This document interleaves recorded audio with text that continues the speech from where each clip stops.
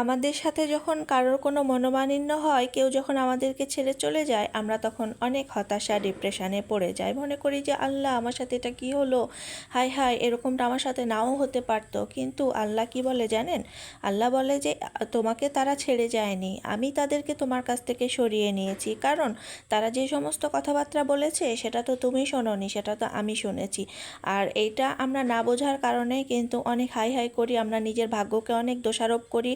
আমরা নিজের অজান্তেই কিন্তু অনেক নিজের ভাগ্যকে নিয়ে অনেক গালিগালাজও করে থাকি। এর মাধ্যমেই কিন্তু মহান আল্লাহ আমাদের ধৈর্যের পরীক্ষা নিয়ে থাকেন। আমাদের অনেক প্রিয় জিনিস, অনেক আপনজন বা অনেক যেই জিনিস আমরা যেটা ছাড়া আমরা বাঁচবো না এরকমটা মনে করি, সেই সব জিনিসের কাছ থেকে আমরা যখন দূরে চলে আসি, এর মাধ্যমেই কিন্তু মহান আল্লাহ আমাদের ধৈর্যের পরীক্ষা নিয়ে থাকেন। আমরা সেটা বুঝতেও পারি না, তখন নিজেকে দোষারোপ করি, নিজের ভাগ্যকে নিয়ে হাই হাই করি। এটা আমাদের কুফরের পরিচয়। এটা আমাদের করা কখনোই ঠিক না। সবসময় যে অবস্থানেই থাকি না কেন, মহান আল্লাহ শুকরিয়া আদায় করতে হবে।